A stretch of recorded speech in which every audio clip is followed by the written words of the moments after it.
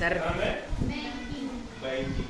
ठीक है, बैंकिंग के दायरे में आप बैंक के बारे में पढ़ेंगे सबसे पहले। ठीक है, फिर आप ये भी जानेंगे कि आपके देश में कौन कौन सी बैंकें हैं। ठीक है, कौन कौन सी बैंकें हैं और बैंकों का मुख्य उद्देश्य क्या है, बैंक हमें क्या सुविधाएं देती है, कैसे हम बैंक से पैसे निकाल सकते हैं, कैसे जमा कर सकते हैं, उसका क्या प्रोसेस है, फिर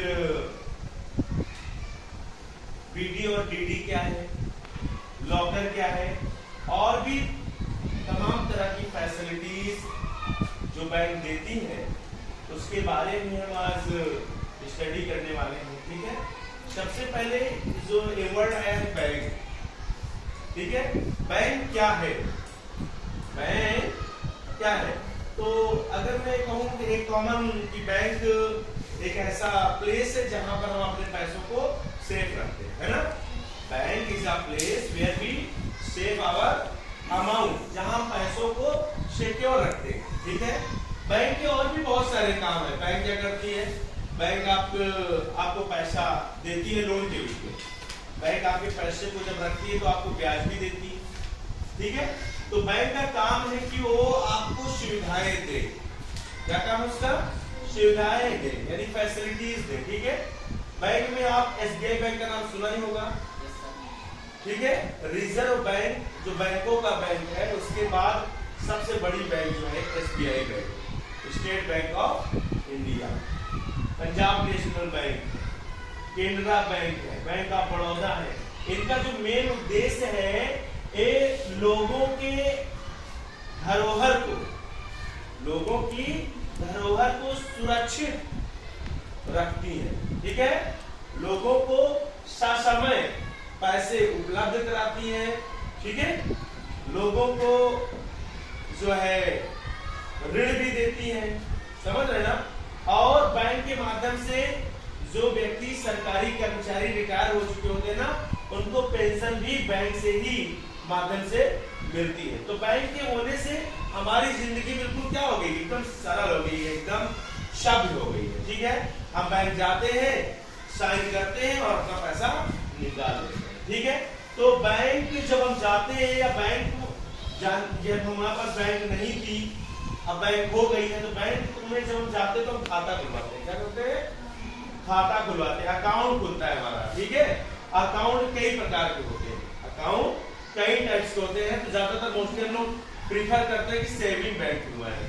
सेविंग मतलब बचत खाता खुलवाएं। सबसे पहले ये होता है कि हम पैसों को बचाना सीखें, हम पैसों को बचाना सीखें, और हम अपनी छोटी छोटी जो है राशि अगर इस बैंक में जमा करते हैं तो बैंक जो होती है ना उस राशि पर ब्याज देती है। क्या देती है, ब्याज देती है, और हमारा पैसा थोड़ा थोड़ा थोड़ा थोड़ा करके बढ़ता रहता है। ठीक है, तो सेविंग बैंक का मतलब यही होता है कि आप अपनी बचत को जो बचे आपके पास उसको आप डालते रहो, आपका खाता जो है सेविंग बैंक अकाउंट के रूप में दर्ज हो जाएगा। ठीक है, इसे हम कहते हैं बचत खाता। क्या कहते हैं, बचत खाता। और दूसरा खाता जो है वो है आपका चालू खाता, जिसे बोलते हैं करंट अकाउंट। ठीक है, क्योंकि ये आपके लिए या छोटी बचत करने वालों के लिए नहीं होता।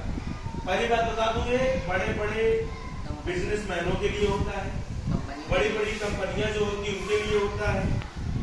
ठीक है, ये एक्चुअल में पैसे का लेन देन डायरेक्टली नहीं करती। ये जो है ना पैसे का लेन देन डायरेक्टली नहीं करती, ये चेक के माध्यम से, जितना आप जो चीजें खरीदते हैं, जो चीज में इनका बिजनेस होता है, उस बिजनेस जहां से वो कोई भी प्रोडक्ट लेते हैं उसको क्या करते हैं, चेक के माध्यम से जो है पैसे को देते रहते हैं। ठीक है, इसमें कोई फाउंडेशन नहीं है। आप चाहे तो एक दिन में 10 बार नहीं 100 बार पैसा निकाल सकते हैं। करंट अकाउंट की मैं बात कर रहा हूँ।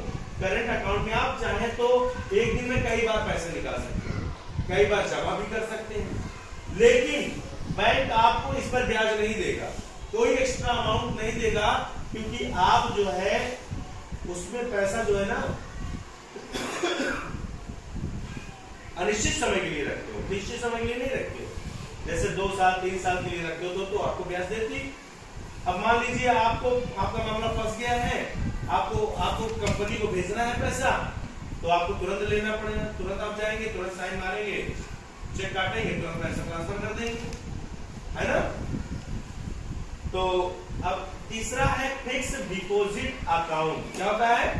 फिक्स डिपॉजिट अकाउंट मतलब एक ऐसा खाता जिसमें आपको अपनी धनराशि जो है एक निश्चित समय के लिए जमा कर देनी है, एक निश्चित समय के लिए जमा कर देनी है और उसका इंतजार 10 वर्ष, 12 वर्ष, 15 वर्ष, 5 वर्ष तक करनी है।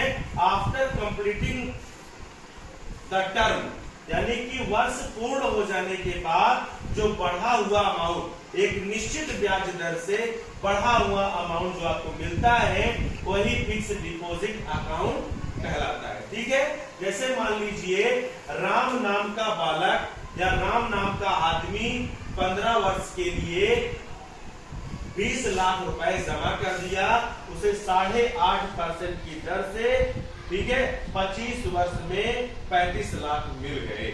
25 वर्ष पूरा हुआ तो उसे कितने मिले?